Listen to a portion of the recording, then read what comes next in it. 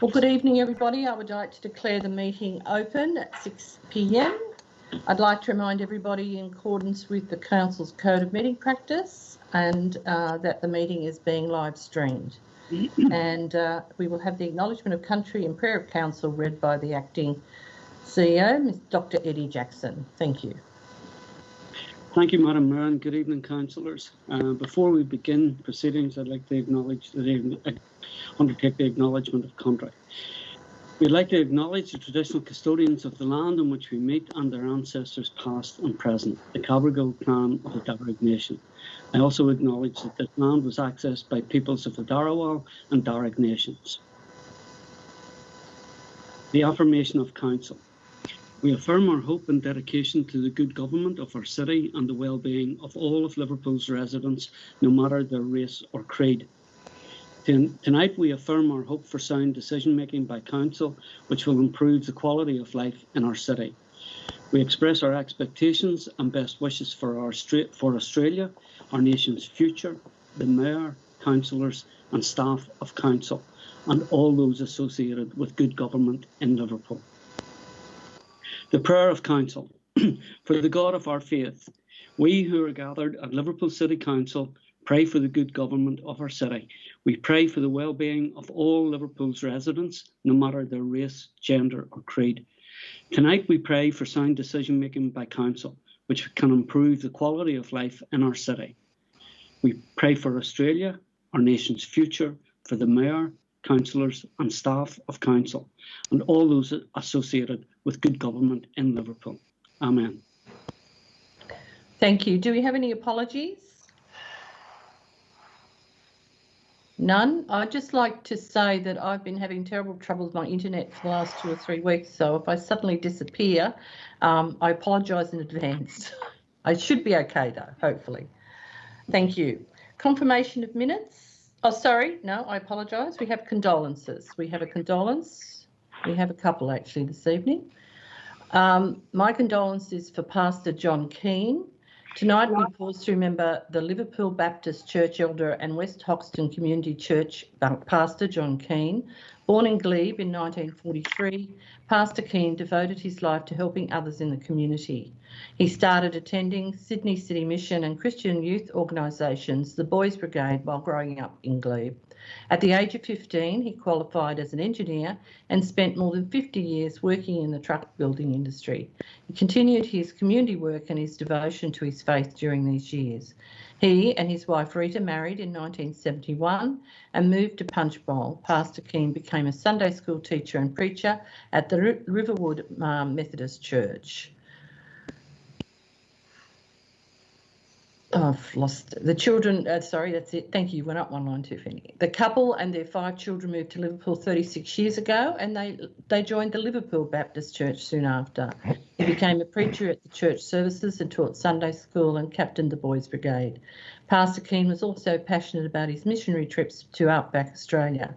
He served as pastor at West Hoxton Community Church for 17 years, only retiring a few weeks ago due to health. Pastor Keane was diagnosed with pancreatic cancer in July 2019. He's the grandfather of 6 and he died on Monday the 9th of November, aged 77. At his memorial service on Monday the 16th of November, daughter Melinda spoke about her father's dedication, integrity and passion for helping others. She said if he heard someone needed help, he would run to their aid and assist in any way he could. Melinda also spoke about her father's zest for life and his love for his family and his congregation. On behalf of the Liverpool City Council, I express my deepest condolences to Pastor Keane's family and friends during this very difficult time. May he rest in peace. Councillor Caliendo, you have some condolences. I do, Madam Mayor. Tonight we pause to remember a committed and passionate member of the Liverpool community. Joanne Margaret Mcintosh was born on the 3rd of September 1958 and sadly passed away on the 5th of November 2020 at 62 years of age. Joanne is the daughter of Ron and Margaret Blaney and has a sister, Jenny, and 2 brothers, Gary and Greg, who grew up in Cabramatta. Joanne and her beloved husband, Robert, lived in Glenfield when they were first married, then moved to Moorebank, Holsworthy, and finally settled in Wattle Grove in recent years. The most pride that Joanne had was her family, telling many stories of her children, Elizabeth and Greg, growing up into the wonderful people they are today. Joanne gave so much of herself to her family, to her friends and community, and was respected by everyone who knew her. She led her life to the fullest and cared for those around her. During her early adult years, Joanne loved travelling and lived all over Europe, working for Kentucky. Throughout her life, she continued to travel, experiencing culture, learning, and enriching her life by travelling all over the world. She was involved in lots of community work throughout her life, always selfless and giving. Over 40 years ago, Joanne was a member of the Lions Club of Cabramatta, and in 1979 was Cabramatta Lions Club's Miss Personality at the International Festpic Games for the Disabled, where she wooed the community to support the Games. A beauty inside and out, she was also crowned Miss Southwest Suburbs in 1981. Joanne was extremely community-minded. It was in her DNA. She joined the Lions Club of Wattle Grove 4 years ago and was always ready to help with every fundraiser and activity, particularly sharing her creative, organisational and baking skills. Recently, Joanne was involved in fundraising for and raising awareness about the needs of those experiencing domestic and family violence in our community. She contributed to the establishment of a new women and children's refuge in southwest Sydney. She was a member of the Australian Decorating Network and early this year assisted in organising and baking for the Bunnings Cake Bake Bushfire Relief Sale for Young, which raised over $40,000 for the young community. Over the last 3 years, Cake Angels was an organisation she loved to support. Cake Angels donate custom-designed celebration cakes to children with seriously ill medical challenges. Joanne made sure that no child ever missed out on their special celebration cake. She fought her battle with brain and lung cancer for 14 months. She showed everyone how it was done up until the last moments, leading by dignified example, never missing out on a good time and sharing her pearls of wisdom. To her family and friends, our council expresses its sincere condolences, and I know the Wattle Grove Lions Club in particular will miss her dearly. May she rest in peace. Thank you. I formally move that we write to the families of Pastor Keane and Mrs. Mcintosh and express our condolences. Seconded. Thank you. No opposition? Thank you. Carried. Next item on the agenda is the confirmation of minutes. Thank you, Madam Mayor. Thank you, Councillor Shelton. Seconded. Thank you, Councillor Deard. Any opposition? I'll put it. Those in favour, those against are carried. Declarations of interest. Yes, thank you, Madam Mayor. In relation to item EGRO 03, I declare a conflict, non-pecuniary, non-significant. I don't have to leave the room, but I will in any event. One of the individuals named in relation to that item, I know members of his family, some time back in the past, attended a number of meetings together, and on that basis I declare a conflict. Thank you. Anybody else? Yes, Yeah, Madam likewise. Mayor. Don't rush. Councillor Caliander. Madam Mayor, I'll declare an interest in the same item for the same reason. Thank you. Is that you, Councillor Haggerty? Yeah, same. EGRO 03 for the same reason, and Comp 03 as well. I nominated someone. Okay, thank you. I'll declare it. Madam Mayor, myself as well. Yes, Councillor Rhodes, what is it? Yes, I declare an interest in the same item, non-pecuniary, less than significant. I know people that are on that list, but I will be staying in the room and continuing with the debate and voting. Okay, thank you. Anybody else? Thank you. I'd like to declare a non-significant and non-pecuniary interest in EGRO 03. I do know the family not well, but I have met them on occasion over the last 20-something years, and one of the members I have served with on the council in the 90s. But I see it as a non-pecuniary, non-significant. There is no association or friendship at this point of time. I don't think I've seen them or talked to them in over a decade. Okay, thank you. Just a minute, Madam Mayor. Yes. Is it related to Tony Buke? Yes. Okay, I'm sorry about that. I declare the same things. Thank you. Okay then. Thank you, Councillor Did. Okay, Councillor Did. George will make sure we get our forms out. Anybody else? Thank you. All right, moving on. We have a presentation from the auditor, Ms. Larissa Chan. Sorry. Yes. Sorry, I thought you were going to a mayoral minute, but given the mayoral minute, I apologise. There will be a mayoral minute, but it will be in the confidential items. all right. Given that, Mayor, can I move a urgency motion whilst we're in confidential? Can I seek to motion that we go when we are in confidential? Yes. Under section 10A2A of the Local Government Act, that we go into confidential to discuss personnel issues not related to councillors. Okay, look, I'm happy to take that on board. Thank you, Mayor. Just remind me when we go into confidential, because I'm going to deal with all the confidential items as confidential this evening, because it is going to be less of a problem, I think, from an operational perspective for the agenda. Thank you for Mayor. that. Okay, we have a presentation from Ms. Larissa Chan and Mr. Greg Parks, who wish to make a statement to Council on Corp 07 annual financial returns. Ms. Chan and Mr. Parks. All right, thank you, Madam Mayor. Good evening, everyone.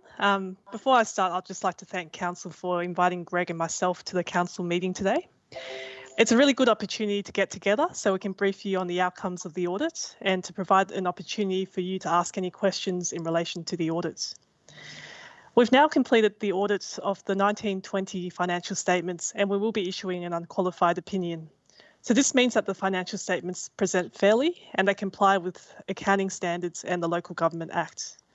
This is a good result, and I'd like to thank George, Vishwa and Council's finance team for continuing to work with us through another year of audit. The year has no doubt been challenging with COVID-19. The pandemic significantly impacted Council's operations in different ways, and the financial impacts are noted in Note 1 of the financial statements. Given the unprecedented times, Office of Local Government have extended the statutory deadline for the financial statements to be audited by the end of November. Council will meet this deadline without the need to take an extension, and that's very commendable. So I'll quickly run through the report on the conduct of the audit, which reports on Council's performance, and then Greg will run through the key areas of focus for the audit and then provide a summary of the outcomes. Next slide. So starting off with the performance ratios, so Office of Local Government prescribes 6 performance ratios which are audited and included within the financial statements of Council. Liverpool Council exceeded the industry benchmarks for 3 out of the 6 performance ratios. So they were the unrestricted current ratio, the debt service cover ratio and the cash expense cover ratio. Council didn't meet the industry benchmark for the operating performance ratio. So this ratio looks at how well Council contains operating expenditure within operating revenue. The reduction in this ratio is due to the COVID-19 pandemic. So operating revenue has decreased due to a slowdown in activities and less revenue generated from Council facilities, services and events. Council didn't meet the industry benchmark for the own source operating revenue ratio. So this year the ratio has decreased because Council didn't generate as much own source revenue. And again, this is due to the impacts of COVID. Council didn't meet the rates and outstanding annual charges outstanding percentage. And this was due to some ratepayers experiencing financial difficulties due to the pandemic and not paying their rates on time. And again, this is COVID related. Next slide. If we move on to the income statement, This slide basically summarises the movements in the key items.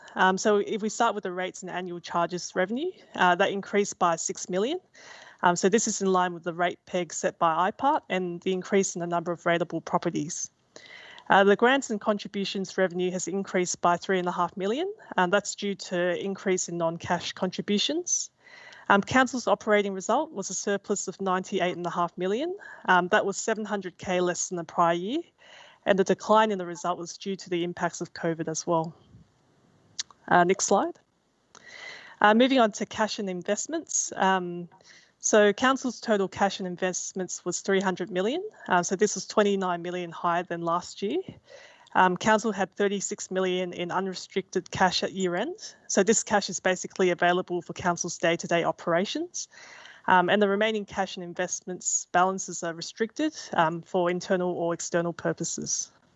So that's pretty much a quick summary of the conduct reports. I'll quickly pass on to Greg to talk about the key areas of focus for the audit, what the outcomes were, and he'll also touch on the Auditor General reports and the performance audit program. Over to you, Greg. Thank you, Larissa. As part of our audit, we had a number of key areas of focus. One of those was the Liverpool Civic Place.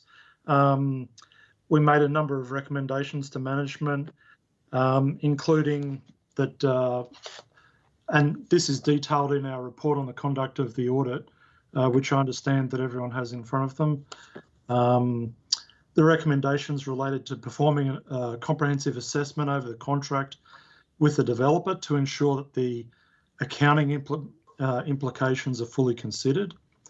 Updating the projected cash flows and net present value calculations of the project, as there have been major events that would impact on future cash flows, such as COVID-19 and the loss of a major tenant. We acknowledge that Council has already made a considered decision to proceed with the project, including major scope changes and subsequent cost increases. We've made some recommendations about how business cases for the proposal could have been strengthened and ensuring that value for money is appropriately considered. These recommendations relate to future projects that the Council may undertake. Also, with regard, some other areas of key focus and the outcomes relate to the valuation of infrastructure, property, plant and equipment, and accounting for remediation costs. These two are related. Council performed a revaluation, which is a regular thing of its community land. As part of that revaluation, it wasn't contamination wasn't considered as part of that revaluation, but it was subsequently adjusted by management. This resulted in an $11 million adjustment. We've also making some recommendations about Council implementing a process for regularly assessing the impairment of contaminated land and documenting key assumptions. This year there were a couple of new accounting standards relating to revenue and leases. We had a particular look at those, and management also went to some extra effort to make sure that they were appropriately implemented. COVID-19 had an impact on the financial statements, and there's some disclosure in the financial statements about its impact. Another area of focus is IT controls, and this is a focus across the whole of the sector as well as the state sector, where we look at the computer controls and make recommendations for improving them. If we can go to the next slide, please. Our office prepares a local government sector report to Parliament, and that looks at the results of all of the local government audits within the sector. It includes key audit findings arising from our management letters. We're going to look at some specific areas this year and report across the sector, those being the impact of COVID-19, the impact of natural disasters such as fire, floods, COVID-19. We'll also do some reporting on on landfills and IT general computer controls.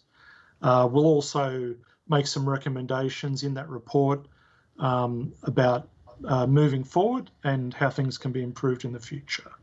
That report's currently being drafted and it's expected to be tabled in State Parliament in April 2021. Can we have the next slide, please?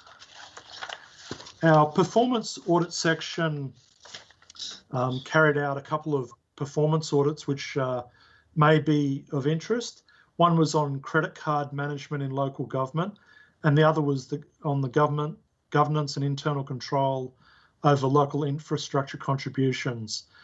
Those reports can be found on the Audit Office's website in full. Next slide, please. And our performance audit section will be doing some future audits with regard to local government on business continuity and disaster recovery planning, council annual charges, coordination of agencies in precinct planning, and future ones are going to touch on cybersecurity, city deals, road asset maintenance, and development assessment processes in local councils. Next slide, please. And are there any questions on our report? Any questions, councillors? Put your hand up, please, if you have a question. I've got one. Councillor Haggerty. If Councillor Rhodes and Councillor Sheldon could mute, that would be wonderful. I've got a couple, actually. Just in regards to Civic Place, I think you call it an area of focus. Is that just due to the size of the project? That, you know, any project of that size carries a certain level of risk to it, and that's why it's an area of focus? Yes, councillor. It's a very large project, $195 million approximately, and any audit, the auditors, financial auditors will tend to look at any major capital expenditure. Yep. Okay. And you, moving on, the performance audit on the local infrastructure contributions. I know Liverpool was part of that, as was Central Coast Council. Central Coast Council's now been sacked, and my understanding it was due in part to using contributions in a way they shouldn't have been, or using reserves in a way that they shouldn't be. From what I can tell, that wasn't picked up in that performance audit. Have the issues the issues uncovered at Central Coast subsequent to that and it led to their sacking, were they included in our audit? These things being looked at. Yeah, look, I guess from our perspective, so Liverpool's accounts are prepared on a going concern basis. This assumption's highlighted within the financial statements. So basically that means, council is expected to be able to pay their debts within the next 12 months. We've also looked at the restrictions as well. So council does have sufficient unrestricted funds to manage day-to-day operations. So I guess from our perspective, we have looked at it from that lens. Okay, so there's no, I guess you don't have any issues with Liverpool Council in regards to the issues that were at Central Coast Council? That's right, yeah. Yeah. Obviously, we look at Liverpool and another auditor within the Audit Office looks at Central Coast, but yes. From our perspective, Liverpool, we've looked at those issues. Okay. I guess, so in regard, and then going back to Civic Place, it's an area of focus, but essentially no issues there. You're comfortable with the controls and what's put in place there? Councillor, if I can answer that, we're making a number of recommendations to council to improve things, and that's mainly focused at future projects. All right. Thank you. Thank you. Are there any other questions? Yes, Mayor, if I may. Yes, Councillor Chitty. Thank you. Thank you for the report. A couple of questions. Council undertook an external review or audit of Civic Place. Were you privy to that report? Could you just repeat that again? Did you say an external audit report? Yeah, so we got a external company to do a review or an audit to run through the processes and how Civic Place came about, and also made recommendations. Were you privy to that report? We've had access to a review report that was done on that project. By an external company? That's right. Okay, excellent. And those recommendations they came with, are they in line with your recommendations? We haven't necessarily compared their recommendations with ours. I couldn't say how they line up. I'd have to look at that specifically. Okay, no dramas. With the key indicators, you obviously do most councils. With the key indicators, performance indicators, obviously our council has missed on 3, and we're saying COVID. How does that compare against other councils? I guess I can answer that. So obviously the events of COVID has significantly impacted councils, some councils more than others, but I guess generally fewer councils have been able to meet the ratios this year. So it's quite consistent across the board. So last year council met 5 out of 6 ratios, but this year it was only 3 out of 6. But they're all COVID related. Okay, so they're all COVID related. Just to, yeah. I just, and I know that you wouldn't, but is it easy just to blame COVID, or is there other things that we could have done to help us through this financial year? I guess from my perspective, seeing how council has been trending, I would actually say a lot of the impact has been on COVID. But if you want to, do a better comparison, there's a good website that OLG have set up where you can compare very specific, council results with others. Thank you. And one final one for now. You spoke about the adjustments in land value of contaminated land. Now, while that's really just paper and on paper, because if a park is a park, it's going to be a park, you would think, forever. Does it really matter if it's contaminated or not, if that's its only purpose? Councillor, I'll answer that one. So the framework that's adopted for the preparation of the financial statements includes land at valuation. Now, that is as you say, a number.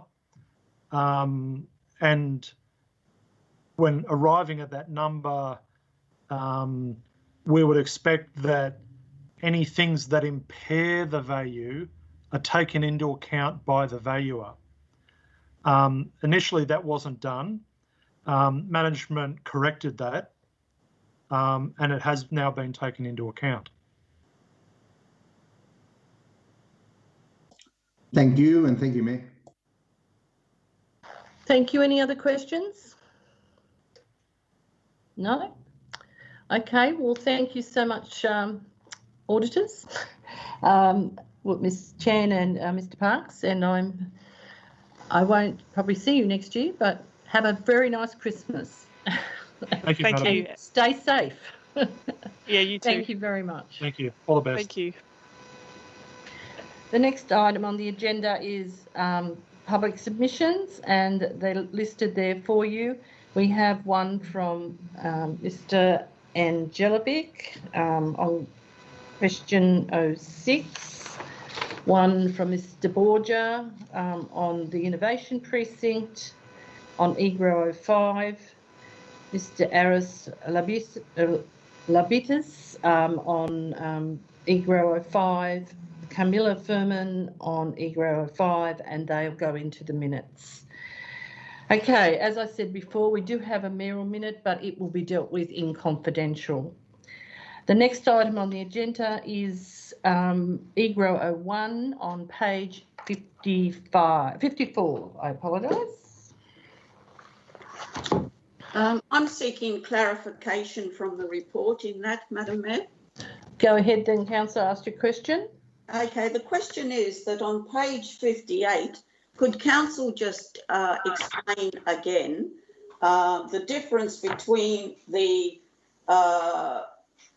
Moorebank precinct that we're dealing with tonight, that's splitting between 3 owners, and therefore it's possible for the flood mitigation to be addressed, because obviously they're working together and they will be able to handle that. And that's the difference with the properties that are in the MVAS, that they are single properties and there's no developer.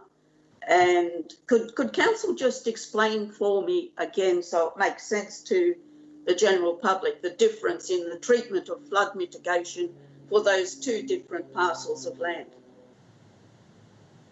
Thank you. Ask the CEO, acting CEO, to nominate a staff member. Thank you, Madam Mayor, and thanks for the question, Councillor Rhodes. I'll ask Mr. Smith to provide the technical detail. Thank you, CEO. And through the CEO, Councillor, in effect, that's correct. As you've said, the Moorebank East Precinct has a number of large landowners, so the ability to do a precinct-wide flood mitigation option is quite different to the land on the other side of Newbridge Road, where it's in fragmented land ownership. All the land is subject to flooding, but the ability, when you've got some large consolidated land holdings that involve filling of the floodplain, the ability to then do compensatory flood storage on the floodplain is quite different to what's happening on the other side of the road. All right, thank you very much for that explanation. I'm happy to move as per the recommendation, Madam Mayor. Thank you, Councillor Rhodes. We got a seconder? Happy to second. Thank you, Councillor Hall. Is there any opposition? Well, I'll declare it unanimous for the typist. I'll be voting against. Thanks. All right, it's not unanimous. It's everybody but Councillor Sheldon. So the typist knows how to, because this one we have to have our names listed. Thank you. Next item is on page 62 and it's EGRO 02. And I'm happy to move that as a recommendation as well, Mayor. Thank you, Councillor Rhodes. We got a seconder? Happy to second it. Thank you, Councillor Hall. Do we have any opposition? Yeah, I'll be voting against that one too. Thanks, Madam Mayor. Did you wish to speak against it, Councillor Shelton? Yes, this has come up before. Some years ago, there was a different recommendation at the time. I voted against it at the time. I continue to do so. We don't need an increase in commercial signing in the CBD the way this motion proposes. I'm happy for the status quo to remain. Those are my grounds for voting against. Thank you. Thank you. With the exception of Councillor Sheldon, is there anybody else that's voting against this motion? No, then I declare that it carried. The next item is EGRO 03. Councillor Shelton, you need to turn off your camera and your sound. You need to leave the virtual room. Thank you. Happy to move it, Madam Mayor. Thank you, Councillor Hall. Happy to second it, Madam Mayor. Thank you, Councillor Rhodes. Is there any objections? I'll put it. Those in favour, those against, declare it carried. George, can you send Councillor Sheldon a text? Oh, he's back. Okay, that was clever. Okay, next item, page 73. I'll move that way, Madam Mayor. Thank you, Councillor Caliander. Are we going to determine the councillors who will contend? Hold on, and we've got a seconder, please. Happy to second it, Madam Mayor. Thank you, Councillor. Madam Mayor, Yes, Councillor. I'd like to move a foreshadowed on this one. Is this EGRO 04? Yes, it is. Yep. So is it okay with you if I suggest the foreshadowed now, just so the councillors can have a choice? No, but what I would suggest you do is if you wish to speak against it and highlight your foreshadowed motion. Basically. Okay, thank you, Madam Mayor. When you're ready, I'm ready to go. Yeah, okay, we'll just hold on a moment. Councillor Caliander moved and seconded by Councillor Hall. Any speakers for? Speakers against? Councillor Yarn. Thank you, Madam Mayor. The reason I'm speaking against this is because at the time that this delegation will take place, it will be after an election, so there may be new councillors. Also, I do believe that the council, it should be open to all councillors, the mayor and all councillors.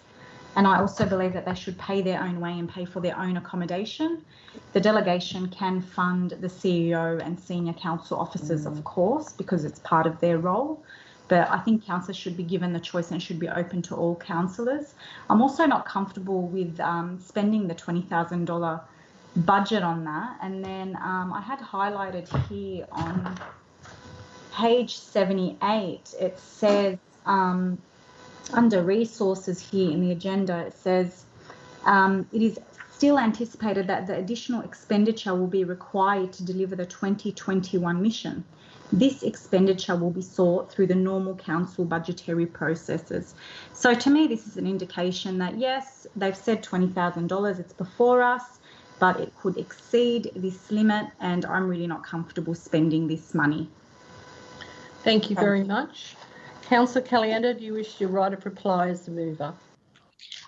Yes, Madam Mayor. I note Councillor Ayad mentioned that one of her grounds for opposition to this motion is that it will be after an election. Given that the next council election is in September of 2021, I don't believe that is the case. Sorry, that's correct, Madam Mayor and Councillor Caliendo. I just don't believe it's a good look coming into. That's okay, Councillor Ayad. It's Councillor Caliendo's turn. I appreciate that, but thank you. Thank you for clarifying that, Councillor Caliendo. I read wrong and I've just double checked it. Thank you for bringing that to my attention. Sure. Caliendo, keep going. Yeah.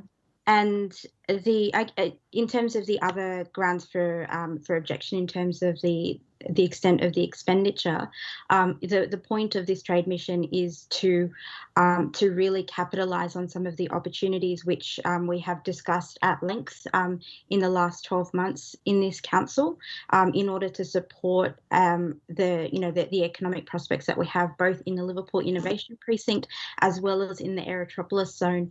And I think having both councillors as well as senior council staff attending is imperative. And whilst I note the councillors' sort of hesitation in terms of the extent of the budget, I think it is money that needs to be spent in order to promote the interests of Liverpool, bring jobs into this area, especially given the events of this current year. We really need to be able to push our economic prospects, particularly with neighbours like New Zealand, who are also getting through some of the worst effects of this pandemic relatively unscathed, so that we can build closer economic ties in the absence of larger economies. So I really think that this is something, an investment into our economic future, particularly when at this sort of fragile state when it comes to the prospects of the Aerotropolis and the Liverpool Innovation Precinct. Madam May. No, Councillor, you can't. That was the right of reply, which closes debate. Councillor Caliendo and Councillor Hall are the mover and seconders of that motion. It wasn't Councillor Haggerty. It starts with a H. Okay. I move foreshadowed then, Madam Mayor. No, not yet. No, you've got to wait till the first one is being disposed of before the foreshadowed motion comes through. But I think because of your debate, I think people get the understanding of what the foreshadow will say. Thank you. So if people could now indicate, I'm going to try again with the hands, but it's a bit messy. No, thanks, George. Put up the voting thing, please. That's probably easier. Okay, we'll go through. Councillor Ayad, are you against or for? I'm against, Madam Mayor. Thank you. Councillor Balut? For, Madam Mayor. Thank you. Councillor Chitty? Against the expenditure for Thank you. Councillor Hadid? Councillor Did? Against. Against. Councillor Hall? For. Councillor Caliendo? For, Madam Mayor. Councillor Cunnib? For, Madam Mayor. Councillor Rhodes? For. Councillor Sheldon? For, thank you, Madam Mayor. Thank you. Councillor Haggerty? Drum roll. That doesn't matter. For. Thank you. Madam Mayor, can I please be recorded as voting against? Yes, certainly. And I don't know if this is etiquette for council minutes, but I'd like to be declared voted against, and I want to make it clear that I voted against it because the expenditure hasn't been. No, it doesn't work that way, Councillor Ed. I'm sorry to say, we can have your name recorded against it. That's it. We don't have a full explanation of why. That's not how it happens. Thank you. I declare the motion carried. Mayor, can I Now also the next item is to determine the delegation. Sorry, Mayor, can I also be recorded as against? Certainly, Councillor Chitty. Thank you, Mayor. And myself as well. You too, Councillor did. Thank you. Yes, please. So we have 3 councillors wanting their names recorded. That's fine. Thank you. So we need now to determine the delegation, which. Just a question on this one. Do we have, I guess, an estimate on cost? The difference between, say, 3 councillors going as opposed to 10, and do we have anything to go off?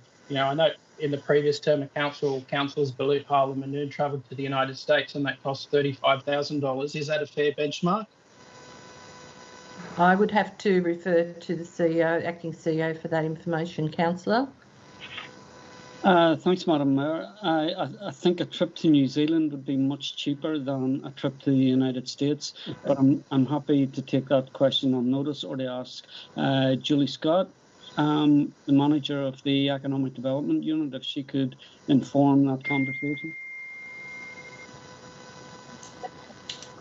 Madam Mayor, I would like to put my name up to go, if possible. Let's just get an explanation from the staff member first, please, Councillor Rhodes. Ms. Scott.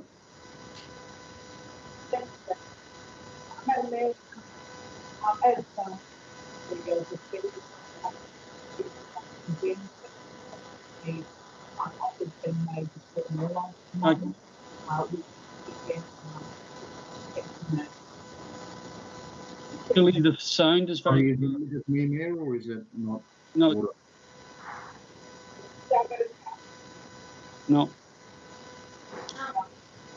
Well, we'll take that on notice. Thank you very much. Can I ask the CEO? Can I ask a question, Mayor, if you don't mind? Yes, CEO. I'm conscious there was a previous delegation that was proposed to go to New Zealand, but the pandemic stepped in and it all had to be cancelled, and council approved it. Can someone remind me what that delegation was made up of?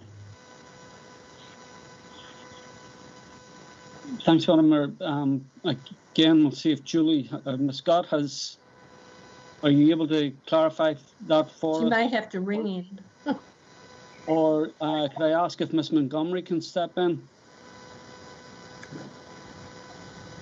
Yes, I'm here, CEO. Thank you. Could you address the question, please, in terms of the political makeup of the delegation and support officers? Yeah, so the proposed delegation was the mayor and deputy, and that also included one councillor, Councillor Caliander. It included our CEO and deputy CEO, and it also included our innovation precinct manager and myself to support the delegation of businesses that attended. Thank you. Thank you for that information. I appreciate that. So there were 3 councillors and then there were staff members. That's Can correct. I ask a question, Mayor, if you don't mind? Sorry? Can I just ask a question if you don't mind? Sorry, I can't hear. Try again.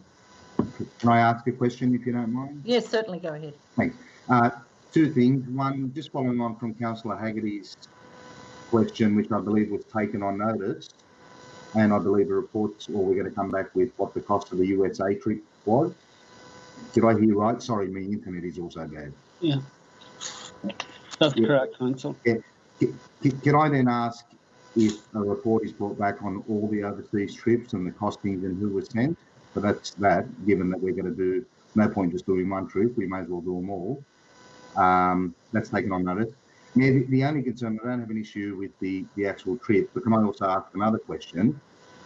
Given, and I think it still is a policy of council, given that it will be 6 months out from a council election, council has a policy where councillor expenditure is reduced, given that we're into an election. Does this affect this? I'll ask the acting CEO to comment on that. Thanks, Madam Mayor. Given the timeframes that normally apply prior to an election, this would be permissible. It's usually only about 6 weeks out, I think, from memory. Yeah, I believe, and I'm happy for it to be taken on notice, council changed its policy some years ago that everything was reduced for councillors 6 months prior to a council election. So, and happy for that to be on notice. Okay, thank you, Councillor. Just through you, Madam Mayor, if you don't mind. Yes, Councillor did. No, Councillor Balut. Oh, Councillor Balut, I apologise. Yeah, look, that's not a problem. Now, if I would like to attend, I would be paying for my own trip, as I would be, I suppose, mindful of the budget deficit for 2021. And if I would decide, I'll be happy to pay for my own trip. Okay, well, I think Councillor Balut, additional people paying for their own fares and stuff has never been a problem. So I appreciate that generosity. Not a problem. And in good faith, I do appreciate what Councillor Calianda said, that yes, that trip of that kind that may or could generate some business for our LGA in the context of what's happening at the moment, Eratopoulos and everything else around it. I think that could be a productive trip. However, if council decides that councillors would like to go on council expense, I would go the other way and pay for my own. Thank you very much, Councillor Balut. The actual motion, discussion of the motion is closed. We're now calling for nominations to go on the actual trip. Madam Mayor, can I remain as part of the delegation, given I was initially slated to attend earlier this year? Okay. Well, I would also like to attend as the mayor because it's an important trip, and we hopefully will have a bubble between New Zealand, or we have a bubble anyway, don't we, at the moment? But it was quite a successful meeting, and we have had other contacts since. Is there anybody else that wishes to... Hold on, don't rush me. Madam Mayor? Yes. Councillor Hull? Yes, Madam Mayor, I would like to go on the basis that my background is in TAFE, and including the medical electronics part of that, and I think that's part of the delegation's, if you like, items to be discussed. Okay. Do we have any other nominations? I would like to nominate myself, Madam Mayor. Pardon? I would like to nominate myself. Yes, I appreciate that. And you paying my own trip. Pay your own way. Yes, we'll note that. Anybody else wish to nominate? Madam Mayor, I didn't get the opportunity to say why I feel that I'd make a good delegate, but I'm basing that on the fact that I was the previous secretary to the Liverpool Chamber of Commerce and previous member of 2 of the local business network groups. And I agree wholeheartedly with Councillor Calianda that the timing is very apt, and it would be a fantastic opportunity to go to New Zealand to see what businesses are doing over there, and if there is a new development in business that could be reported back to those business groups and network groups in Liverpool, I think would be a great service. So that's my interest in going. Thank you. Thank you very much, councillors. I'll take this as the delegation as put as the motion. Can we have someone move the motion? Well, Madam Mayor, I can move something in this regard. As long as you, the mayor, are going, so we still need Sorry, to... I can't hear you. You are going as well? Yes. And we need another couple of councillors as well, isn't it?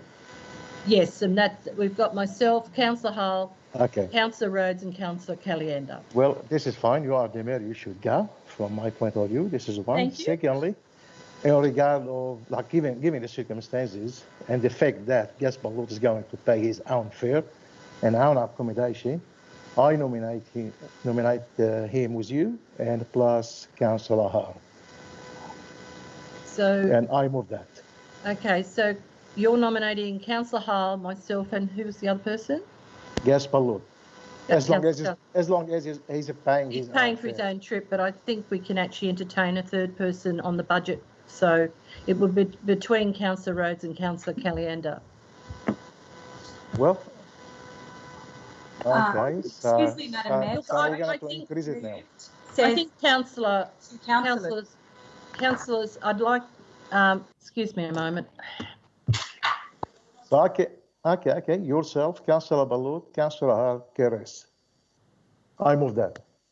Okay, so you're moving Mayor, Councillor Hall, Councillor Balut, and Councillor Rhodes. Okay, thank you. excuse me, Madam Mayor. Yes, Councillor Aird. The motion that was moved says Mayor and 2 councillors. So in light of that, don't you think that maybe the wording, I mean, if the mover and the seconder agree, the wording should be changed in the motion because it does indicate that it's only 2 councillors. In the report, in the body of the report, in proposed delegation, that's what it says. So, I mean, my understanding is that that's what we voted on, even though it's not outlined in 1, 2, 3, and 4. I think it should be outlined. Why don't we just go Mayor, 2 councillors, and any other councillor who is willing to self-fund the trip? I think that's a good idea because then it's just going to blow. I feel that it's just going to blow up and I'm not comfortable just spending ratepayers' money like that. Well, this is fine in this regard. The motion will be the Mayor, Councillor Hall, and Councillor Road. And anyone who wants to go has to pay his own fare.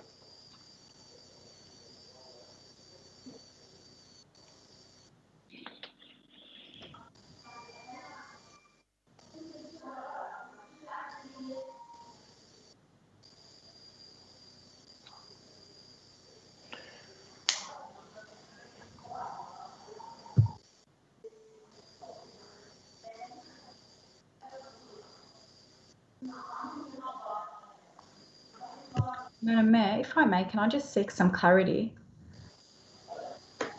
Madam Mayor?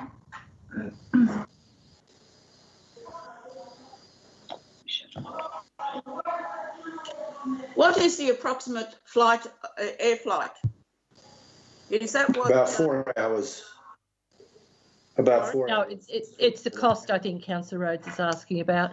May I make a suggestion, Councillor? The issue about numbers is not contained within the report. Council can resolve to have the 4 people go. Councillor Caliander was on the original delegation, but unfortunately couldn't go because of the pandemic.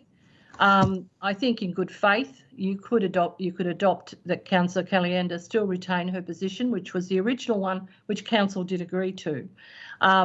The other 2 people, which is Councillor Hall and Councillor Rhodes, it's, you know, I think that's up to the council too, but I would suggest that you take the 4 delegates and Councillor Balut pays for himself. So from the beginning, why you change the recommendation? If the council adopt this recommendation before, we change it now and put it on the agenda. Mayor, can I ask you put the motion as is? Yes, thank you, Councillor. I'll move that we will put the motion. Those in favour of put the list of the delegate. Can we have a seconder to please? I've got a mover and a seconder that the delegates be. We've got Councillor Didd isn't moving that motion. I'm sorry, typist. Councillor Didd's moving a reduction of delegates. So can we have a mover and a seconder for? Then we'll deal with Councillor Didd's motion separately. Can we have a mover for this particular motion, please? Happy to move it. Councillor Hall moving. Seconder. Councillor Rhodes. Councillor Rhodes seconding. Thank you for that. Okay, those in favour of the delegates that you see there before you. George, can you put the voting list up, please?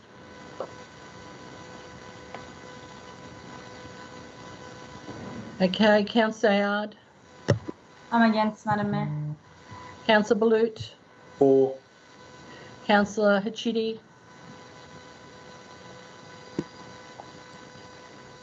Councillor Chitty. I'll come back. Councillor Didd. Against. Thank you. Councillor Haggerty. For. Thank you. Councillor Hales. For. For. Councillor Calianda. For, Madam Mayor. Councillor Carnib. For, Madam Mayor. Councillor Rhodes. For. Councillor Shelton. For, thank you, Madam Mayor. Thank you. The motion is carried. Madam Mayor, can I please be recorded as voting against? Yes, certainly. Thank you. Thank you very much for your patience, everybody. Okay. The next item on the agenda is council donations, which is on page 80 of your book. I'll move, Madam Move Mayor. that way. Thank you, Councillor Ayad, and that was seconded by. I'll second that, Madam Mayor. Thank you, Councillor Alianda. Any objections? I'll put it. Those in favour, those against, declare it carried. Next item is on page 88. Move that way, Mayor, please. Seconded, please. Sorry? That's Hachidi said. You're moving? Hadid. Okay, thank you. Seconded? Hadid. Councillor Did. Any objections? No objection, Mayor, but if I can firstly thank staff and the way that this has progressed, and without pointing out people, but Tina, thank you for always being in contact in relation to this. There's nothing more, I suppose, I'd like to see happen than this report. I do want to, though, I mean, there's a lot happening at council at the moment, and yes, the Carnes Hill go up. We want to see Woodward. We want to see a lot of things happen. There's one thing that we just need to be mindful of, and I know the report says we're looking for funding. We've got some money in the reserves and everything else.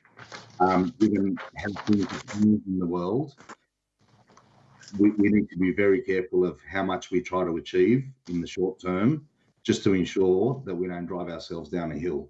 But other than that, thank you. This is great, and I'm sure the community is going to welcome it. Well, at least now we've got some solid plans in place, Councillor. Okay, thank you. Does anybody object to this?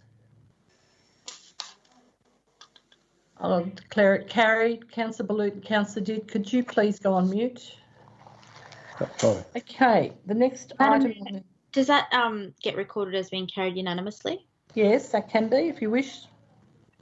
Can I ask them to do that? Yeah, I think Thank you. Next item is on page 115. Move that way. Thank you, Madam Mayor. Thank you, Councillor Shelton. Seconded. Seconded. Thank you, Councillor Did. Any opposition? I'll put it. Those in favour, those against, declare it carried. Next item is on page 123. I'll move that too. Thanks, Madam Mayor. Thank Seconded. you, Councillor Shelton. Seconded. I'm Hadid. happy to second, Madam. Thank you, Councillor Ayad. Any opposition? Quick question. Yes. When are we, through you, Mayor, given that things are starting to look a bit better, when are we looking at getting back into the council chamber? And again, I miss everyone. yeah, well, I can tell you it depends totally on the spacing of people. Yeah. Can I ask through you, Madam Mayor, to the CEO, is that something we're looking at and trying to work on? We've been guided by Department of Health instructions, to be frank. Okay. Yep. And they're still being very cautious. Some people have very big venues, so can manage large amounts of people. We don't have we've got a very structured venue, but we don't have a lot of physical space. But I'll ask the CEO, the acting CEO, to comment. Thanks, Madam Mayor. Yes, it's something that we will keep under active consideration, but as the Mayor has pointed out, we will be guided by the health guidelines as we have throughout this COVID episode. Right. Just that I read today somewhere that the government is now encouraging employers to get employees back into the workplace. Yes, but it doesn't apply to inside meetings, and also Liverpool again has been asked to test because of various small pieces of stuff in the sewage. No worries at all, Mayor. Thank you. Thank you, CEO. So thank you. Okay, the next item's on page 123.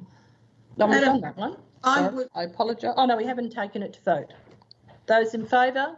Those against? Declare it carried.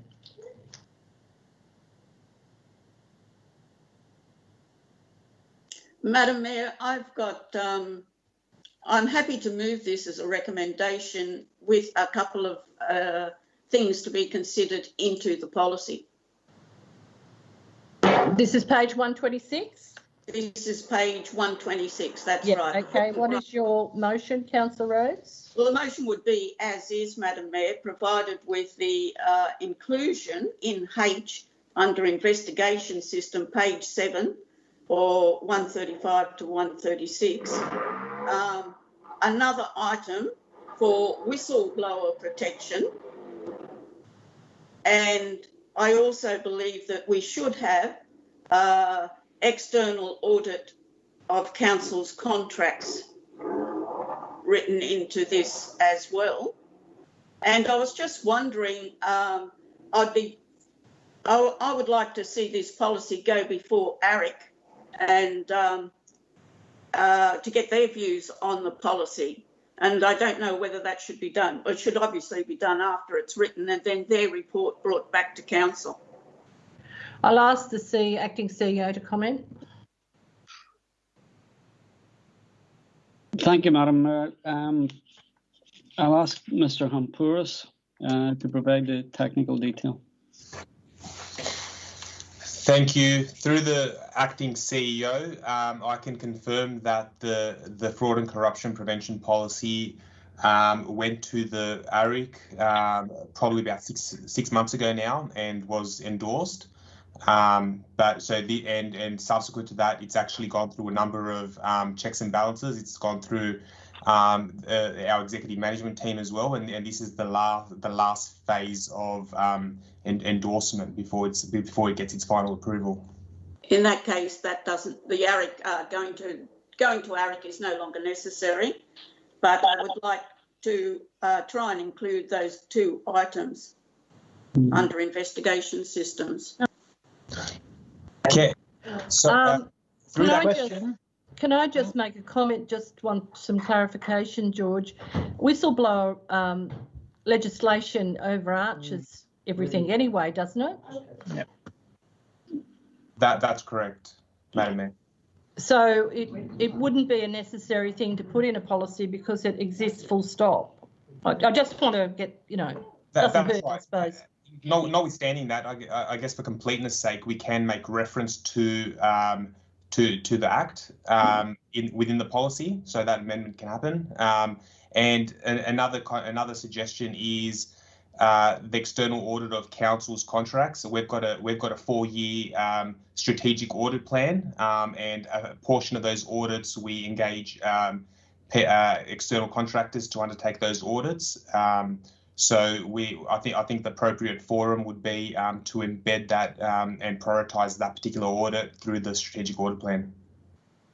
So that's not necessary then, George? Is that what you're saying? The external audit of council contracts not necessarily put in?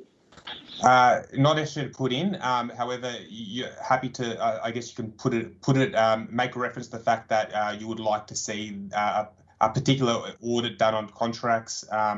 And we'll make sure that's embedded through our strategic audit plan. Okay, wording to that effect, if that can be adopted into the policy, the fraud and corruption policy, that would be terrific. So what wording are we needing to put in, Councillor? Just external audit council contracts to be included in, to what George said. To be included in council's strategic audit plan.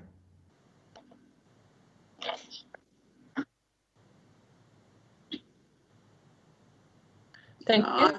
I'm happy with that motion, and I'm happy to move that recommendation. Thank you, Councillor. We've got a seconder. Happy to second it. Thank you, Councillor Hall. Is there any opposition? I'll put it. Those in favour, those against, declare it carried. Next item's on page 145. Happy to move that way, Madam Mayor. Thank you. Got a seconder? Happy to second it. Is that Councillor Hall? Thank you. Yes, Councillor Hall. Question, Mayor? Yes, certainly, councillor. And apologies for not being able to make the budget review meeting. Page 146. Through you to the CEO, to I suppose the COO. Page 146 plus 500,000 retrospective adjustments to ex gratia payments from Moorebank Intermodal Company. Can I have that explained, please? Yes. Thank you, Madam Mayor. Mr. Nadan, can you provide the detail, please?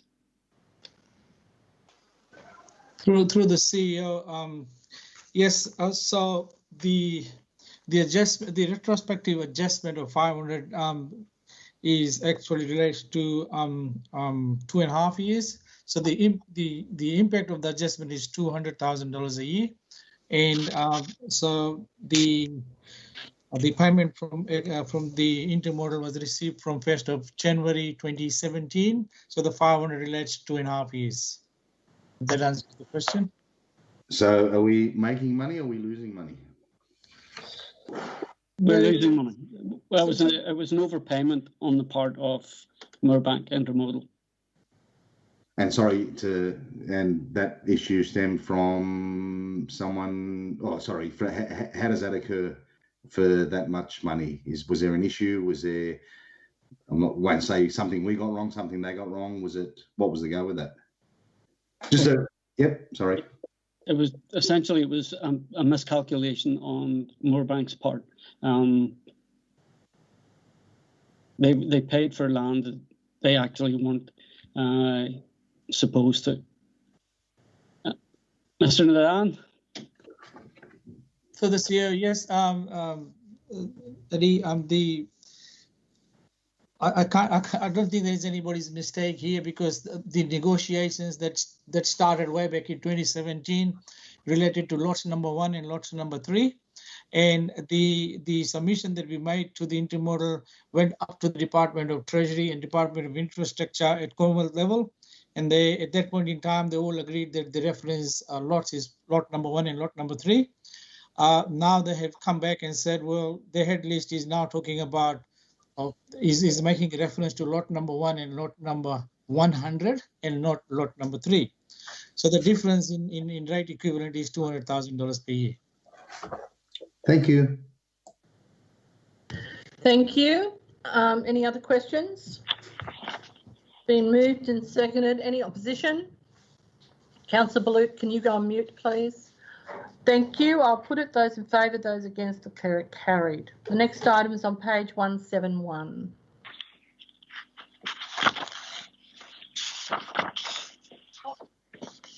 I've got a couple of questions about this one. Yes, Councillor Haggerty. Are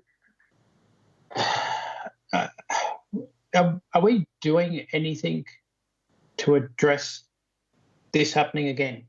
That's probably the most general way I could. What are we doing to make sure things like this don't keep coming to council? Or is it out of our hands? It's essentially the way the state government legislation is structured, that this will just continue to happen.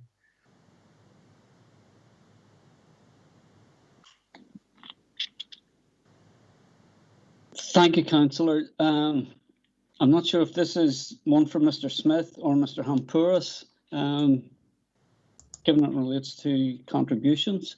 Mr. Smith? Yes. Yes, thank you, Acting CEO. It's quite a complex matter, the potential gap, or in this case, an actual gap between what we're able to levy through contributions and the actual costs to deliver infrastructure. It's an issue across the state. Government acknowledges that, and through the Productivity Commission is looking at this issue. So it does apply. It is an issue. It's been picked up in the performance audit on local infrastructure contributions.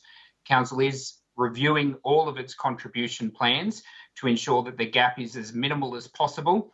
But there is a gap in relation to the state government imposed cap on development contributions of roughly $30,000 per lot. So through the review of those plans, we'll be able to start charging the full amount per lot that's enabled, and then obviously going to government and requesting grant funding to pay for the difference that was caused by that cap. Has there ever been a situation where we've ended up the other way, where we've ended up with more money than we needed? Through the acting CEO, not that I'm aware of, but happy to take that one on notice. Question, Mayor, if Councillor Haggerty's finished. Yep. Go ahead, Councillor. Thanks, Mayor, and I'm not one to take a shot at this government when we have to, but the question, I suppose the question is, if council acted earlier and actually purchased the land earlier, would we have had this shortfall? Mr. Smith. Through the acting CEO, obviously, if we purchased land earlier, given the price escalation in land, there would have been savings, but there still would have been a gap in relation to what developers pay per lot and what the actual cost is to deliver the infrastructure. Yeah, and I get that. It's just easy to sometimes from, and I'm not saying staff here, other people pick a coloured government when it's suitable. But if council acts early, like council has tried in a few other places where we've said, buy land, buy it early, and buy as much as you can because it's only going to go up in value. I think that would have helped. And just a note for Councillor Haggerty, it was Team Red that actually put that cap on Section 94 contributions. It's not about colours of team, it's about managing risk for ratepayers. If we keep falling short with these contribution plans, we've got to find out why and do something to address it. Thank you, Mayor. Thank you, Councillors. Just on that, it is important that we do, and I think it's important that council has a strategy to purchase what land it can early. And I think Councillor Haggerty mentioned earlier, council holds a lot of money in Section 94 funds, and there's no point it sitting in there earning interest where we could be purchasing land. Thank you. Unfortunately, as we all know, the reserve is very. Excuse me, Councillor Rhodes. The reserve has deliberate uses, as we all know. Councillor Rhodes. Yes, Madam Mayor. Understanding the difficulties surrounding all of this, I also agree that if we can buy land as soon as possible, that is certainly going to help the situation, not hinder it. But I wonder it would be worthwhile putting an extra point in the motion that asks council to investigate ways and means of addressing this issue by the purchasing of land as soon as possible, land necessary for infrastructure as soon as possible, and report that back to council. Happy to, oh, did I? No, you haven't moved it, but you can, Councillor. Right, I'll move it, but as long as we just take a minute, out... can I ask a question, Madam Mayor? Wait a minute. Councillor, how are you moving? We've got a seconder. And just a minute, before, I may declare interest on that one. I oversighted. Just ask questions before. Well, I'm just in the motions of getting somebody to move and second it. You can speak after that. We got a seconder, please? I don't want to speak. I want to ask a question if it does affect me. Hold your horses, please. Seconder, please, for the motion. Madam Mayor. Thank you, Councillor Caliendo. Yes, Councillor Hadid. Yeah, well, the question is, I may oversight this item. Is the basin on Camden Valley Way? Sorry? Is this basin, proposed basin, on Camden Valley Way? I would have to ask the council staff. It's Edmondson Park project. Yeah. I'll ask the acting CEO to find the appropriate staff member. Mr. Smith, please. Yes, thank you. Through the acting CEO, correct, Councillor, Deputy Mayor. It is on Camden Valley Way and Banera Road. Okay. Okay, so in this case, I have to declare interest, and I will leave the virtual room as well. Okay. I'm leaving right now. All right. Okie dokie. Thank you. Sorry, just in regards to the wording of the additional point we've added, can we scroll down there? Yeah. Addressing the issue of... Can we, I'm speaking, can we take out by the purchasing of land necessary for infrastructure? So rather than, yeah. Well, that's about the only thing that they can work with, councillor. No, but the issue here is there's been a shortfall let's look at the reason there's been a shortfall and everything. No, look, can explain to Councillor Rhodes, what happens is you have a plan, the plan is done, people move into the area, higgledy-pickledy, the money goes into the plan or into the box and it stays there. But the land we need for drainage in parks often isn't in that box of money until X amount of people have moved in. Now, the problem with that is by the time they've moved in, the land is obviously accelerated in price. So originally, when they've done the plan, they might have said it's 1 million for that drainage area, but by the time they get around to building it, it might be 1.5 million, and the $500,000 has to come out of general revenue. Yes, that's what I understand. And that's the problem we have, because there's a delay, and I think this is what you're trying to get to, is there a way we can purchase in advance so we don't end up in this pickle? But the problem we have with it is that quite often the funds aren't there to start with because you have insufficient residents unless you wish to borrow from other plans, which I don't think it's easy to do. It would have to involve a funding method to be able to do it. I understand. Yeah, and that is also a problem. I think I might ask David Smith, is that correct? That's correct, Madam Mayor. If we are to purchase land earlier, prior to people moving into this area, we would have to debt fund that and then pay that back through development contributions when they're received. But we'd obviously have to get advice on how we do that. Well, that could be a part of the report. I would suggest with that particular motion, that point 6, you have investigate ways and means of preventing the shortfall in funds to address the shortfall of funding to provide infrastructure in new areas. That'll do. Happy with that. And that way you'll get the whole gamut of why you can and why you can't. Okay, thank you. Councillor Haggerty, are you happy with that point 6? Yeah, as long as we're not limiting the scope of this report that we're looking at. No, it's just asking for extra information. Councillor Caliander, you happy? Yes, Madam Mayor. Thank you. Is there any opposition? I have a question, Madam Mayor. Yes, Councillor Hall.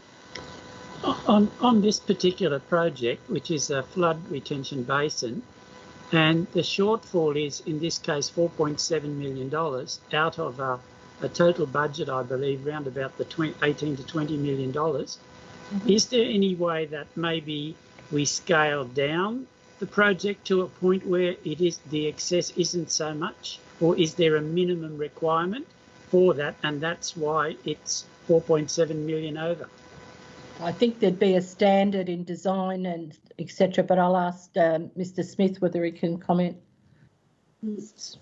Thank you, Madam Mayor. If I can, through the Acting CEO, refer that to Mr. Artur in relation to design of the basin. Thank you, David. Through the CEO, thank you, Councillor, for that question. So as part of the early stages of design, we undertake a fairly detailed business case feasibility studies to look at design options for the basin, where we explored the very thing that you are proposing, Councillor. And unfortunately, the basin has to be a certain size to allow the ability to release the number of lots that is envisioned for this area. And the actual shortfall isn't 4.7. The total project cost is close to $31.5 million. So it is a significant piece of infrastructure, and we have explored all options, and this is sort of our last resort to enable construction of the basin, so that all those lots that are currently locked can be unlocked for housing. Thank you. Thank you. I'm going to put the motion. Is anybody against the motion? I'll declare it carried. We'll have to get Councillor Hadid back into the virtual room.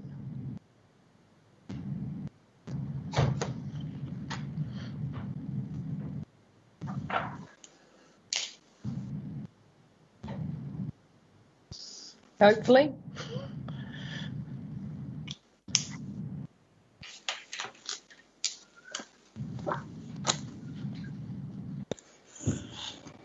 Councillor Hadid's now back online, Madam Mayor.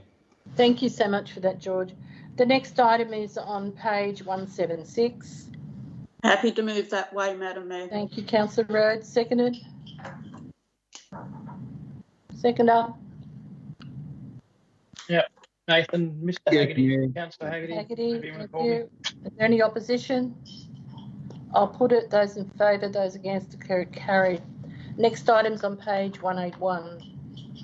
Happy to move that way, Madam Mayor. Thank I you, was the person who made those amendments. Seconded. Second, happy to second. Thank you. Is there any opposition?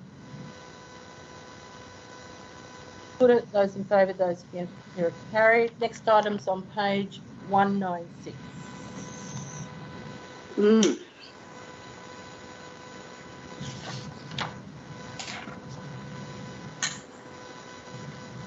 Move that way, Mayor. Sorry? Move. Moving, Councillor Chitty. Yep. Thank you. Yeah, I'll second. Hearing people tonight. Chitty, seconded. Yep. Haggerty, okay, thank you, councillors. Any opposition? I'll put it. Those in favour, those against, declare it carried. Next item is committee reports. Happy to move them as a whole, Madam Mayor. Thank you, Councillor Rhodes. Yeah, seconded, Madam Mayor. Madam Mayor. Thank you, Councillor Hadid. Those in favour, those against, declare it carried. The reports are adopted as a whole.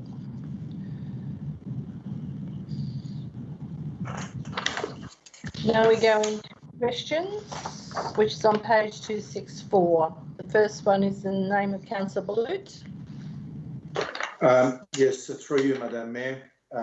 What I'd like to do is thank the staff, each and every one of them, without mentioning names, for that inclusive report and for the great work that they're doing and they have done regarding mental health. As I did mention previously, Madam Mayor, that mental health is something very important at the best of time, let alone with some of those difficult times that we've been going through. And with the current team that we have on board, I'm very confident, Tina and her team, that we will minimise with any issues that may or could occur as far as mental health in our great organisation. So thank you. Okay, thank you. The next item is under the name of Councillor Haggerty. Question 2. Just one question on this, otherwise happy to note. So just confirming if I've read this correctly, the car parks will start to go in Q1, Q2 of next year, or Q3, Q4 of the budget year. So the first half of next year. That is correct. Yep. All right. Well, happy to note that. Thank you, guys. And as I said, when I put this up, again, in the same way as Casula Parklands, I think we're a victim of our own success here. We've built an amazing park, and there are so many people coming to it that we've got to put in place some traffic treatment. I just would like to see moving forward that when we're building these parks, we include the traffic team and the traffic committee in this to make sure that we're aware of this stuff ahead of time. Thank you. Thank Yes, you, you, Councillor Madam Mayor. Haggerty. The next item is in the name of Councillor Chitty on question 3. Thank you, Mayor. Just a quick one, noting when staff need to put their reports in, obviously to close the agenda. Has it been received? They had 28 days to respond. Page 274. I'll ask the acting CEO. Mr. Smith, can you confirm? Thank you. Through the acting CEO, not as yet, but we did touch base with them again today and explained the 28-day timeframe for that information to be provided so that we can determine that this year for construction to start next year.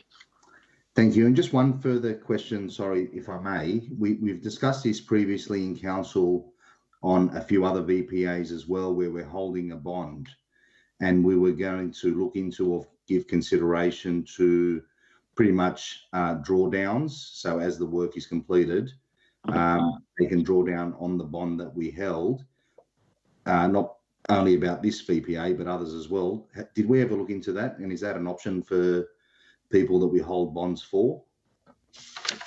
Mr. Smith. Thank you. Through the acting CEO, yes, it is an option. Yes, we have considered that.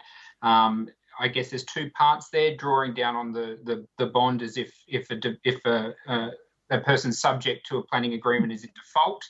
Obviously, there's the opportunity to do so. The other opportunity is once infrastructure is delivered, council can progressively release bonds. We're not doing that at this stage until such a time as the infrastructure is delivered. Thank you. Thank you. The next item is in the name of Councillor Haggerty, question 4. Yes, I note that Amazon haven't addressed my questions, but they did provide a 2.5-page statement. Looks like they've been doing some good work around COVID-19, and I understand that they were good corporate citizens in that regard, especially in Liverpool with Liverpool Council and that kind of thing. So that's welcome, and look forward to Amazon continuing to do good work in the community and with their workforce in particular. Thank you. Thank you very much. Next item is question 5, and it's in the name of Councillor Rhodes.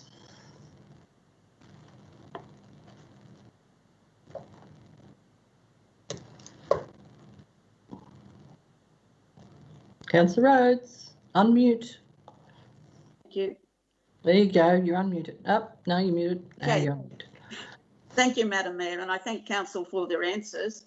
I'm really quite dumbfounded what all the fuss was about the price paid for the Leppington Triangle, which was equivalent to those prices. But I do note that the price that is there on recreational land, can I just further ask, is that around about the price offering to acquire land that is flood affected?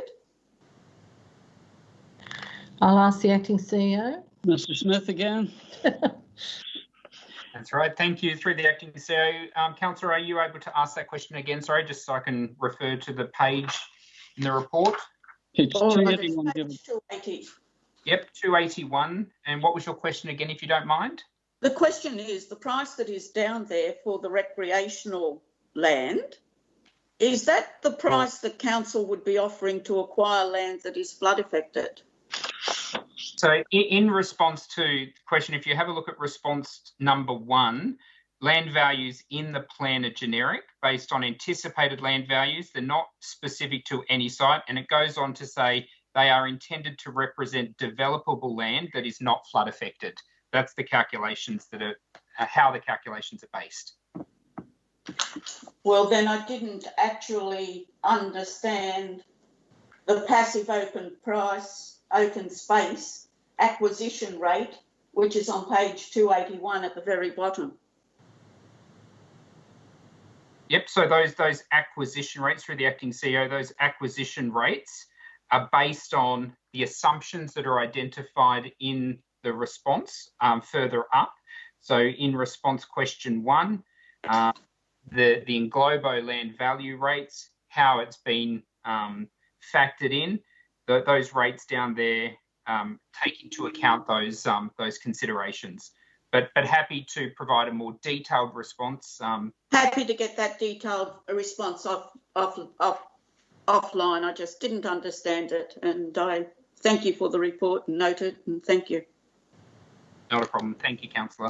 Thank you. Next item is also in the name of Councillor Rhodes, question 6. Yes, thank you again, Madam Mayor, and again I thank Council for providing those answers. I believe those answers supplied addresses the issues that many constituents expressed regarding confusion around the multicultural park. There was unnecessary fear and anxiety spreading in the community by a minority of people who needed to be reassured that the multicultural park will be an equal opportunity for all and for all of Liverpool's cultural diversities, and it will be inclusive to everybody. I believe that Council's answers have addressed those concerns being expressed by the community, and that being the case, there should be no need for further concerns or further issues raised on the matter. And we look forward now to Council getting on with their job and making further reports to Council on the community consultation and as plans develop. Thank you, Councillor Rhodes. The next item is in Councillor Ayad's name, question 7. Thank you, Madam Mayor. It says here that a response to these questions will be provided at the next council meeting. Okay. So I'm happy with that. So that did cause some confusion when it said a Facebook post with factual errors about Liverpool Civic Place was posted. So I'd like to seek some clarity on that and clarity around that post. Thank you, Madam Mayor. Thank you, Councillor. Next item's in the name of Councillor Caliander, question 8. Happy to wait for the response, Madam Mayor. Thank you. And Councillor, you are also the last cab off the rank, question 9. Yes, also happy to wait for the response to that one. Wonderful. Thank you very much. We now go to the addendum booklet.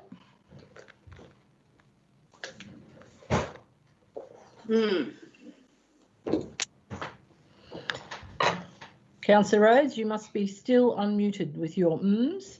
Yes, I am, Madam Mayor. I do have several questions on this particular one. All right, go right ahead.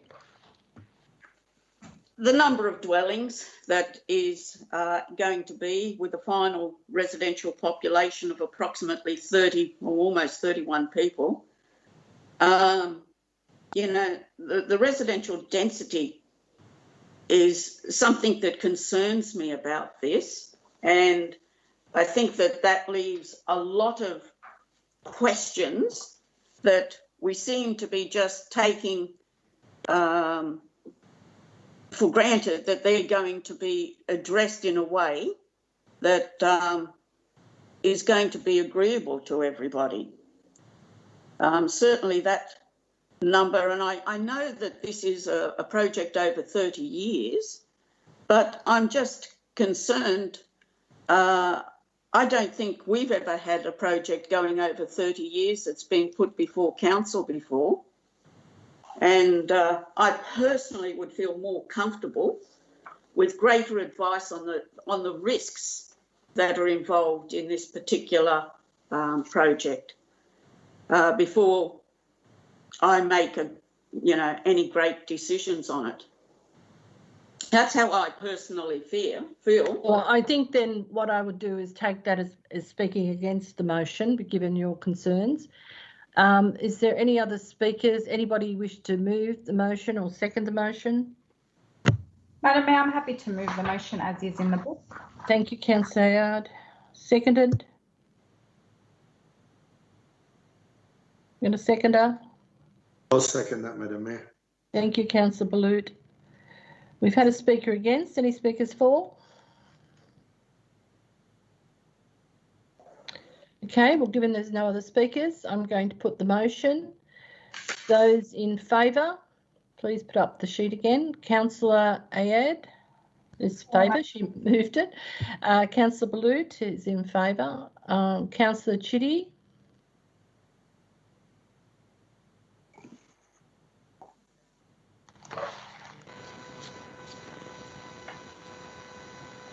Hold on a moment, just wait a second.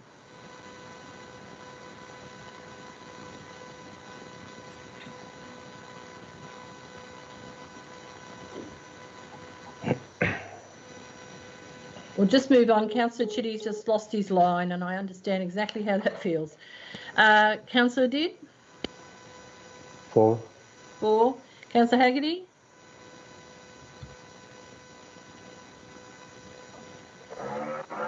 Councillor Haggerty?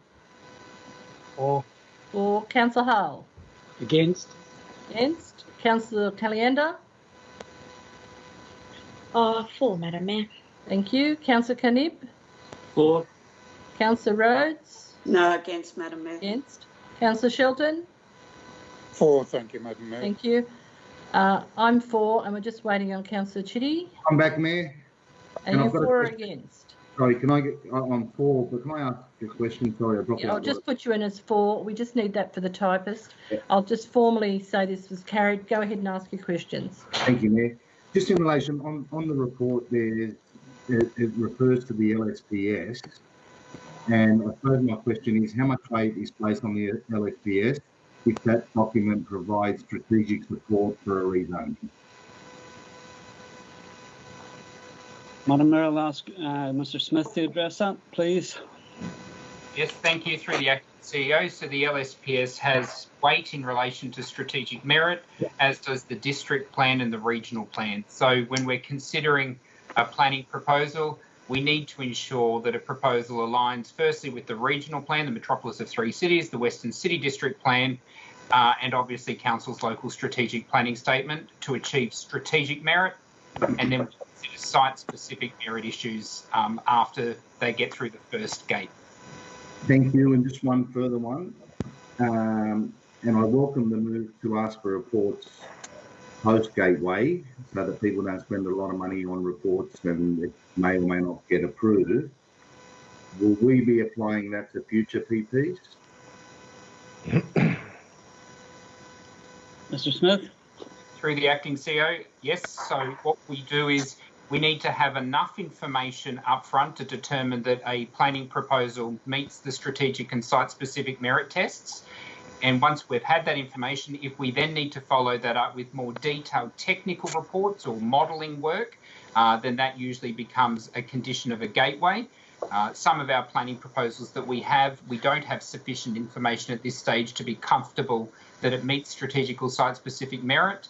We ask for that information, but we don't go so far as to ask for all of the information that is most appropriately asked for post-gateway.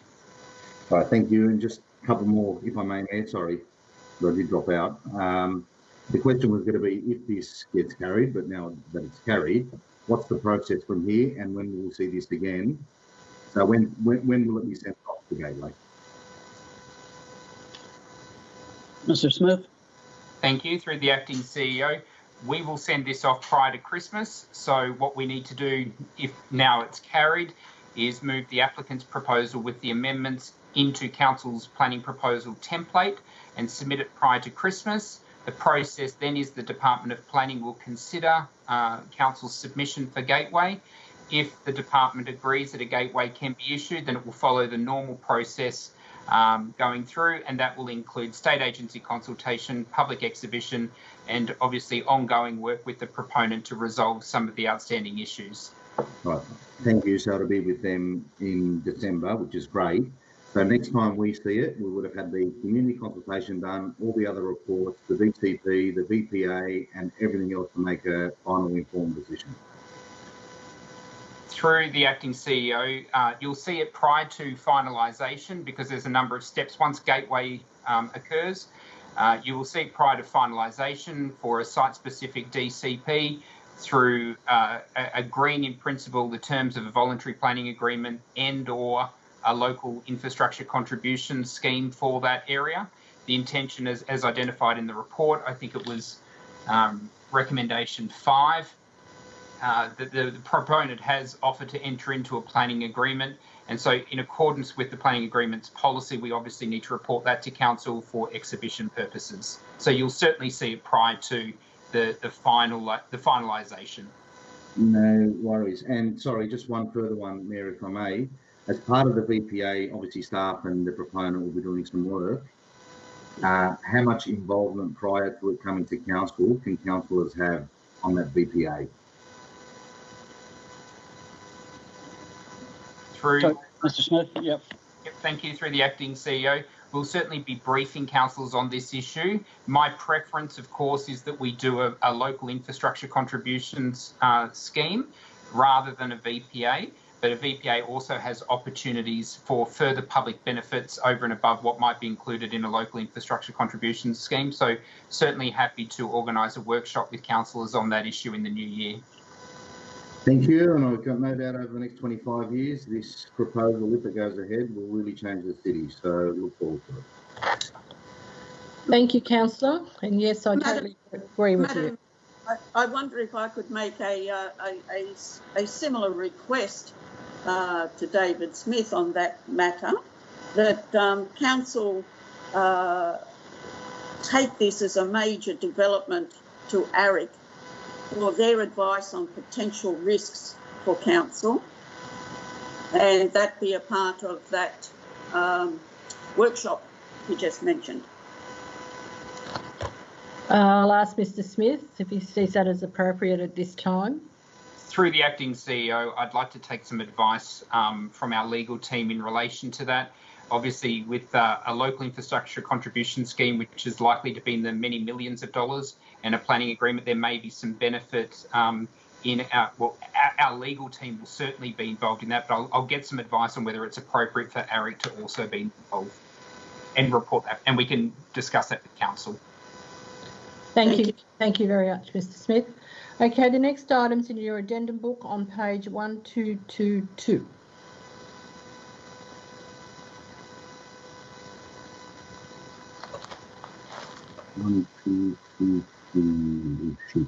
I'll move that way. Thank you, Councillor Haggerty. Happy to second it. Thank you, Councillor Hall. Any opposition? I'll put it, those in favour, those against, declare it carried. Any presentations?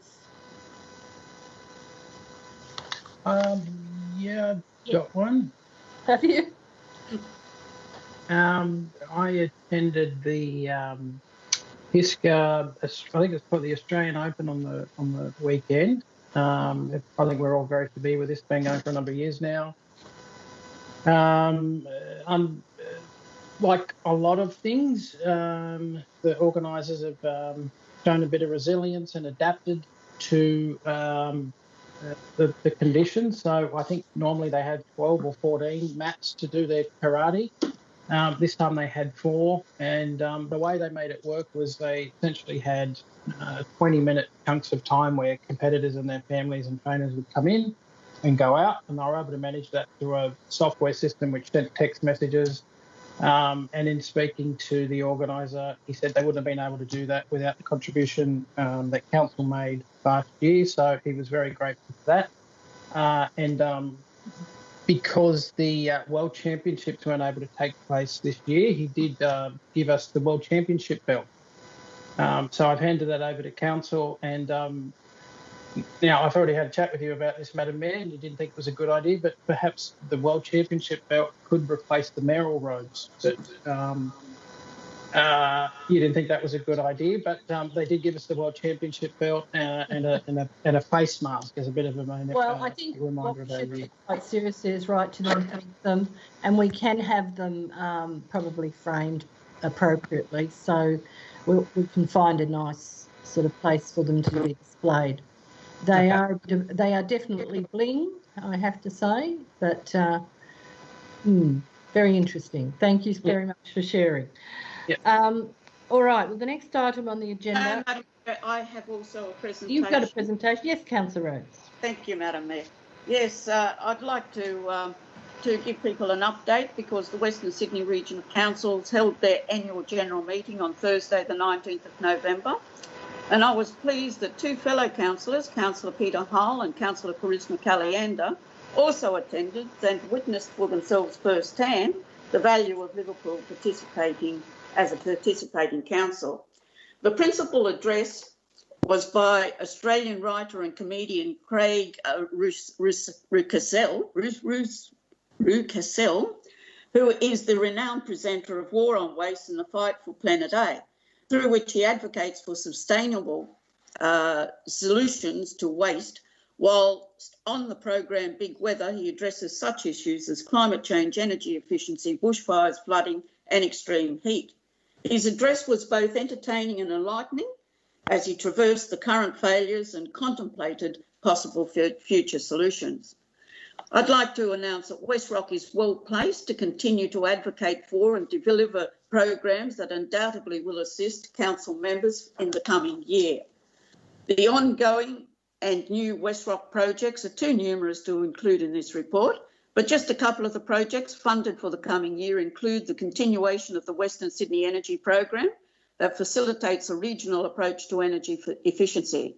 West Rock has helped shape the New South Wales Government's 20-year waste strategy supported alternate waste infrastructure provisioning and service delivery models that could be delivered through local councils. One of which is the Local Planning Review, a collaborative effort to integrate urban heat controls into the New South Wales planning system. Another is Cool Suburbs, a voluntary rating tool to support heat mitigation. And behind the meter solar, supporting the council-owned solar sites, delivering savings to their communities, and solar PPAs, working with participating councils to produce renewable energy for council operations via a power purchase agreement. West Rock continues to support our council members in advocacy for transport infrastructure to support the entire Western City. And yes, that does include lobbying for the continuation of the Bankstown Metro and the Leppington connection to the new airport. It's a great honour and privilege to be able to also announce that at the AGM, I was returned for a second term into the Executive Board of West Rock as Treasurer. Hawkesbury Council Mayor Councillor Barry Calvert was returned for a third term as President. Blacktown Council Mayor Tony Beesdale was returned as Senior Vice President, and Blue Mountains Councillor Don McGregor returned as Junior Vice President. It is also my privilege to be able to confirm that West Rock is in a strong financial position to be able to continue its ongoing delivery of their essential benefits to member councils. Over this year, West Rock secured over $1.2 million in grant funding for projects open to council members. The Western Sydney Energy Program has delivered to participating councils $15.8 million and more than 320,000 tonnes of greenhouse savings to date. Anti-waste projects supported councils in delivering 95% litter reduction in targeted parks and public spaces. And West Rock successfully advocated for support for refugees during COVID, resulting in $4 million New South Wales government funding. As council is aware, hosting the West Rock COVID safe face-to-face meetings are shared between all West Rock member councils. It was announced at the AGM that next year, on Thursday, the 25th of February, it will be Liverpool's honour to be able to host the West Rock Board of Directors meeting. This announcement at the AGM drew comment and great anticipated expectations from all other councils present. So no pressure intended, but apparently Liverpool Council has an excellent reputation where we have set the bar very high and to which other councils aspire. I reassured the members that Liverpool will live up to their expectation, and to that end I've already forwarded to the acting CEO the very high standards set at the AGM as a guide. West Rock continues to be a joint organisation of councils that has delivered great value to Liverpool Council and will continue to do so. Thank you, Councillor Rhodes. Madam Mayor, I have one final presentation. Okay, Councillor Calienda. Recently, I attended the annual presentation annual presentation days of the Kemps Creek United Football Club, which was made COVID safe by splitting the presentation across 3 nights for different age groups. They thanked council and thanked the mayor for the funding that was put towards their new car park, as it has made a huge difference for their club, especially this year with changes to venues and social distancing and changes to how families could ensure that their children were able to this year. Once the restrictions have eased and they're able to plan, a proper ceremony, they are looking forward to inviting the mayor and the councillors to officially ribbon cut the car park. And that is all. That's wonderful. As long as no one runs me over, I'll be very happy. Well, that's lovely to get that feedback. Okay, any other presentations? No. Thank you very much, councillors. We're now moving on to notices of motion, and there's a motion in the name of Councillor Ayad.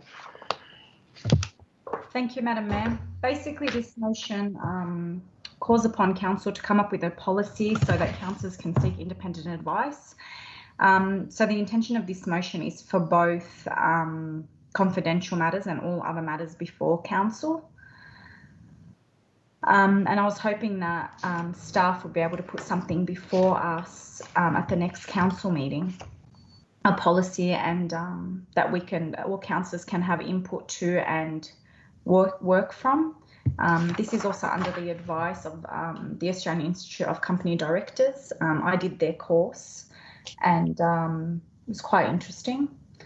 Anyway, I was doing some reading and I came across this, and I thought this would be a fantastic idea for Liverpool City Council to incorporate this into a policy. Thank you, Madam Mayor. Thank you. Do we have a seconder?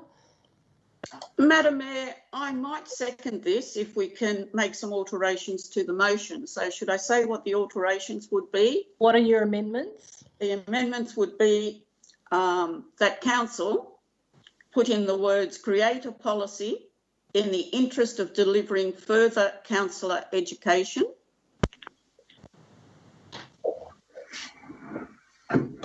And then continue that enables councillors to access independent professional advice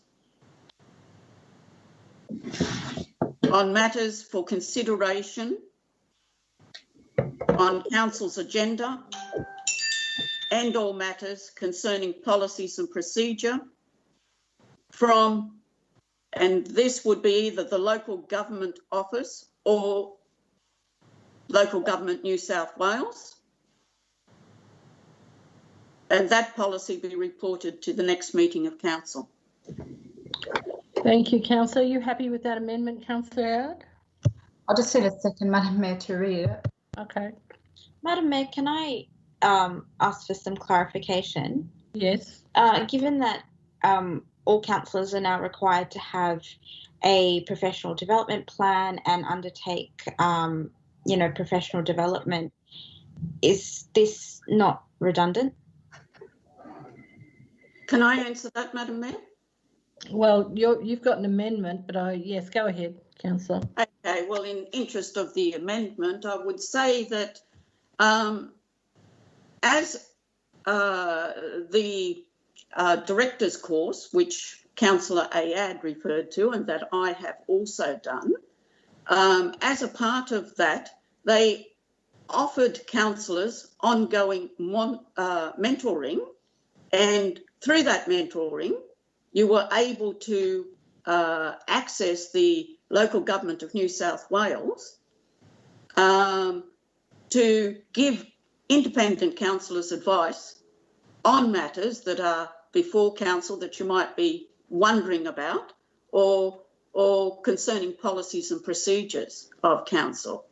So it was a great way for councillors to get educated, like the Office of Local Government or Local Government New South Wales. I mean, they're the people who make these rules or help councils to understand these rules. So that's why I have no problem with this particular motion, provided that it's councillors getting advice from the Office of Local Government or Local Government New South Wales. It must be from those people. Can I speak against that motion, Mayor, as written? Hold on a moment. Councillor Ayad's had to read it to see if she'd be happy with that. We can actually already do that as councillors and get advice from the Office of Local Government and Local Government New South Wales. That's open to us and always has been open to councillors. Now, I'm happy for that to be included, but the wording has to be changed, because my original motion more so was for professional advice, i.e. from professionals who work in the planning industry, in the legal industry, and in basically any industry that is related to a notice of motion or something before us in our agenda, so that we can go and seek our own independent advice. And for the clarification of the chair, would you expect council to pay for that? Yes. Okay, thank you. And I mean, hold on a moment. So, Councillor Ada, are you happy to incorporate that amendment into your motion? Well, I'll second her motion as per book. Thank you, Councillor Balut. I'll second now, not because we can already do that. Unless we add it on differently, keep my original motion, then add that on. I'm happy to have that added on, but this has completely changed the whole intention of the motion. All right, well, you can reject the amendment. Yeah, well, I reject it. Okay, then let's just stop there. Now, you've spoken for it. Do we have any speakers against? Yes, Madam Mayor, I'll speak against it. Thank you. I think, Madam Mayor, that you could end up with a whole bunch of councillors with completely opposing and different independent professional advice. Where would we go from there? And the independent and professional advice is not always advice that has knowledge about local government matters. And that's why I suggested that councillors, should they want access to independent professional advice, they should get it from the Office of Local Government or Local Government New South Wales. Okay. Because we can be assured then that we're all going to be told the same thing. Okay, thank you. Were any other speakers for the motion? I'll speak for it. Thank you, Councillor Balut. I think that was Councillor Haggerty and Councillor Chidi. Was it? Yeah, I'm asking for a speaker for the motion, not against. Yeah, I'll speak for. Okay, Councillor. And I will, and I think it's important as councillors, and I take the point of Councillor Rhodes on board in relation to the Office of Local Government and whoever the other one was. But this is that is advice you can get now. As councillors, we're making decisions that are that could change the LGA. That could have a detrimental effect, could have a good effect. If a policy is written up and we're worried about what happens if there's different views, you get it now anyway. If there is a policy that is written up that puts caps on certain things, that really makes it tight in relation to the advice you can get. If there's a panel similar to what council has at the moment, where they have a panel of people that they can go to and get advice from, I'm sure council can come up with a way and a policy that will work for everyone. So it's a panel of lawyers, solicitors, planners, whatever it might be, that pretty much know about local government. And as a councillor who has an issue can then, with a cap imposed, go and get legal advice should they choose to make an informed decision. At the end of the day, what happens as councillors is reports are put forward to us, and I'm not saying anything about the reports that are put forward to us, but then when and if it's questioned later, pretty much the answer is, well, councillor, you put your hand up for it. And then sometimes things are missed. And I think it's important that we do get legal advice. If it's about costs and whatnot that everyone's got to worry about, put a cap on it. And if it really is about cost, well, don't go on overseas trips and put the money towards things like legal advice, which will help us make better informed decisions. Councillor, I was very happy with your speech until you... I said that, I know, Mayor. Can I withdraw that? Sorry. Thank you. I appreciate that. Thank you. Sorry. Thank you. Thank you. Councillor Haggerty, you wish to speak? Yeah, look, I understand the intent.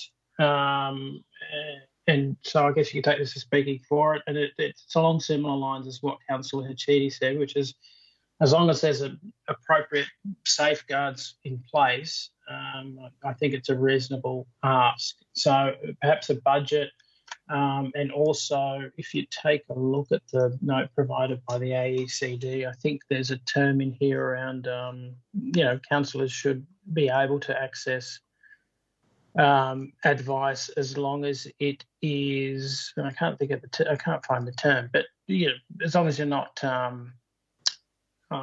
taking the proverbial, that it's in good faith. That's the term, good faith. So as long as it's in good faith and there were some appropriate safeguards, I'd be happy to support this. However, I do need to make a few points. I've done the course as well, so that makes three of us. And I've also been able to put it to practical use because I'm on a couple of boards. And while there are similarities between a council and a board, there are some important differences that need to be pointed out. And some of those are pointed out in this AICD note, which is some of those provisions that allow you to access independent advice are provided through common law precedent, which is not applied to councillors. Directors are basically governed under the Corporations Act, where councillors are governed under the Local Government Act. So there are some important distinctions there that need to be called out.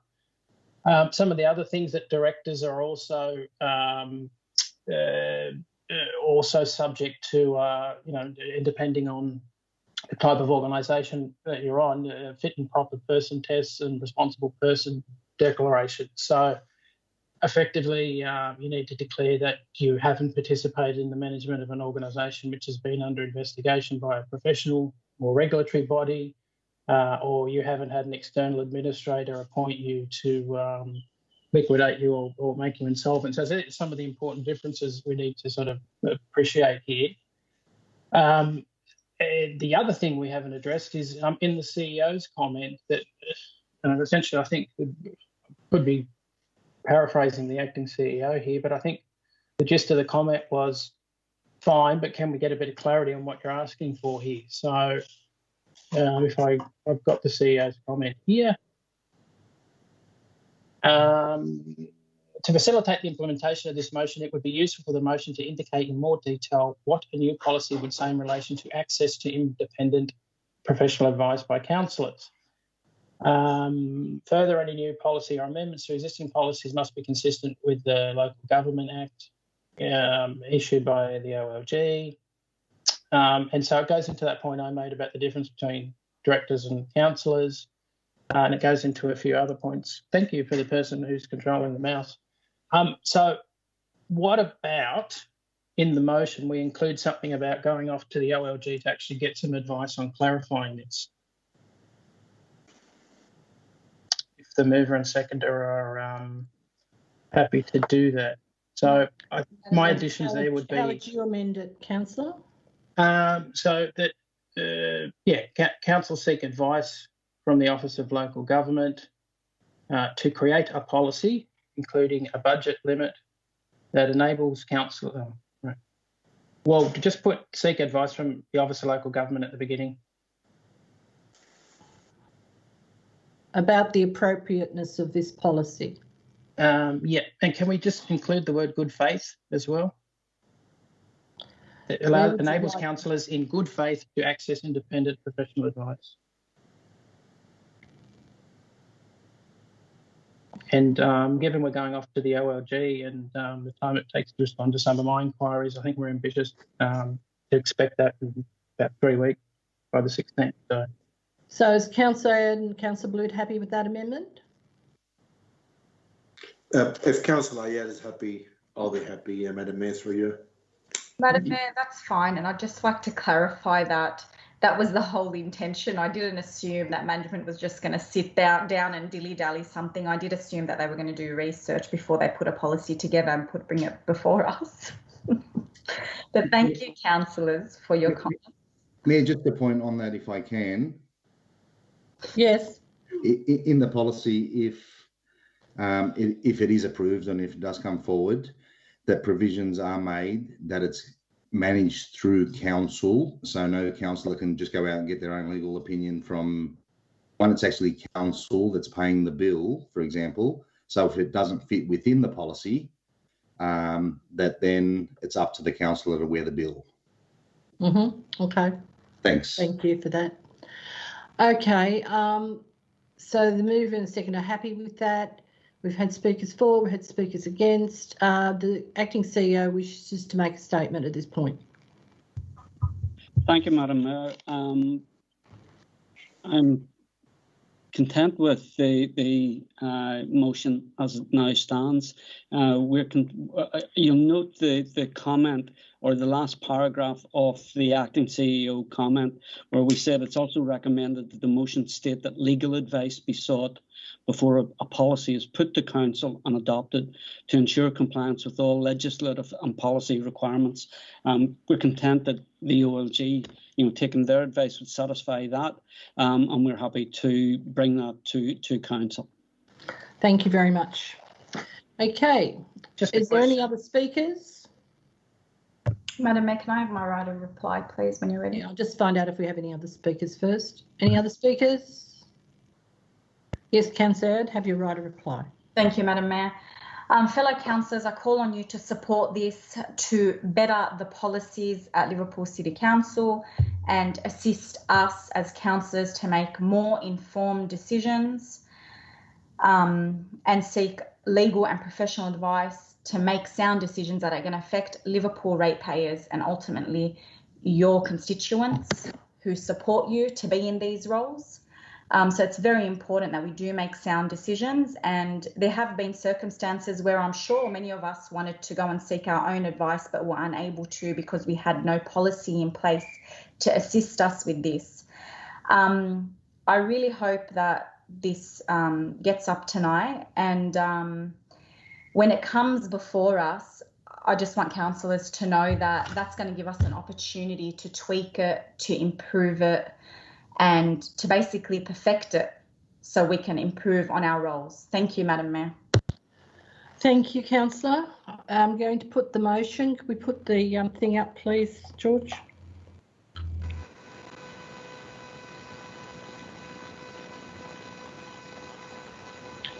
Thank you. Councillor Aird's voting for it, I would gather. Councillor Balut is voting for it. Councillor Chitty? He's for. Councillor Did? For. Councillor Haggerty? For. Councillor Hull? Against. Councillor Caliander? Against, Madam Mayor. Councillor Carnib? For, Miss. Councillor Rhodes? As it's going to the Office of Local Government, every confidence in it, yes, for. Councillor Shelton? Against, and you can record me as voting against. Thank you. Same here, Madam Mayor. And I'm voting against as well, and I'd like my name noted as well. Thank you very much. It's carried. Likewise, thank you. We're going to take a 10-minute break. We'll be back at 8:16. Thank you. The whole of the confidential section has been in conference, so everything from woe to go. So, yep. All right. The recommendation number 1 is that council trial the after hours on-call compliance service utilising an on-call 24-hour roster at a cost of $115,465 per year, promote the new service to Liverpool residents, including contact details, and on council's website and social media platforms, monitor and review the service after 6 months and report back to council at the end of the trial. We also had an urgency motion as well, and the urgency motion was relating to safety in the council, and a verbal report was received from the acting CEO of safe work practices and whether or not we needed extra resources, and it was ruled as an urgent motion, and we did receive the report. The next item is post-exhibition report, and that is item EGRO 02. No, it's not. I'm lying. I'm in the wrong page. I apologise. Turn the page. That would be useful. Next one is dedication of council lots 25. Council approves the deed of settlement and release associated with the dedication of lots 25 and 26 to DP 1220035 Som Avenue at Edmondson Park on terms outlined in the confidential report. Authorises the acting CEO and their delegated officer to execute the deed of settlement and release on or any other document under power of attorney necessary to give the effect of the decision in above item 1.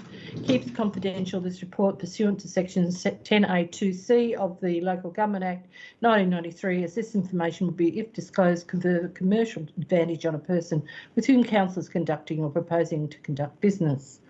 Next item is 03, Australia Day Awards. Endorse the recommendations and keep the report and nominations containing the reports confidential pursuant to section 10A2A of the Local Government Act. Next one is Convo 4. Endorse the further investigations of suitable uses for the properties of the following: 75 to 77 Hill Road, Lanier, Lot 1 DP, DP 513777, Lot 2 DP 513777, Lot 3 DP 51777, and Lot 4 DP 513777, 22 First Avenue, Hoxton Park, comprising of Lot 1 DP 1220807, Lot 2 DP 1220807, and Lot 3 DP 1220807, 9 McLean Street, Liverpool, Lot 7 DP 288364, receive a further report on the completion of the investigations, and that was carried. The next item is on 5. Council maintains the current fees and charges relating to telecommunications infrastructure facilities on Council's owned and managed land per provider 2021 in line with the resolution of CEO 3 on the Council meeting of 29th of July 2020.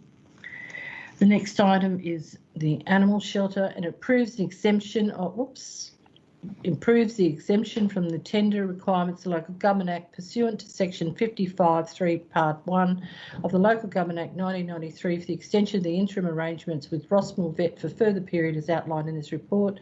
Notes that alternatives to house impounded animals within the LGA on an interim basis has previously been investigation and there is no suitable alternatives other than the Rossmore Vet, and delegates authority to the acting CEO to enter into an agreement with Rossmore Vet for a further period as outlined in this report. And the fourth and the last item is a Merrill minute which recommends, I've got to read it all out again, that the recommended success candidate be offered the position of Chief Executive Officer and the Mayor be authorised with advice from the recruitment consultant to finalise negotiations based on the following: a 5-year performance-based contract as advertised, an annual total remuneration package to be kept confidential, the contract of employment being in accordance with the standard contract received by the Office of Local Government, adoption of Council policies of Schedule A in contract relating to the entitlements providing to the Chief Executive Officer, commencement of the contract on date to be negotiated and in the event as soon as practicable, that no public announcement of the name of the successful candidate be made until the Mayor has obtained a written acceptance of that offer from the preferred candidate.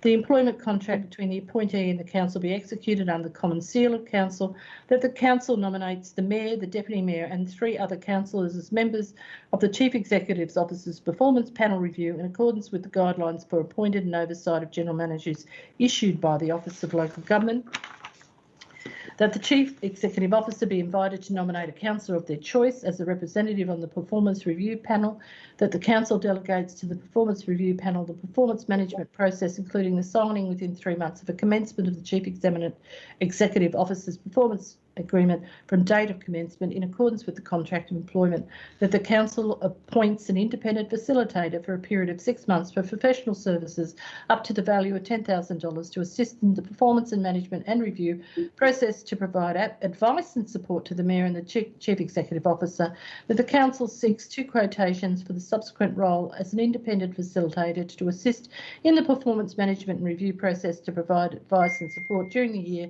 for the Mayor and the CEO, and the delegates the appointment of the ongoing independent facilitator to the Performance Review Panel, that Council undertakes a performance review against the agreed criteria following the completion of the first 6 months in the role and every 6 months after.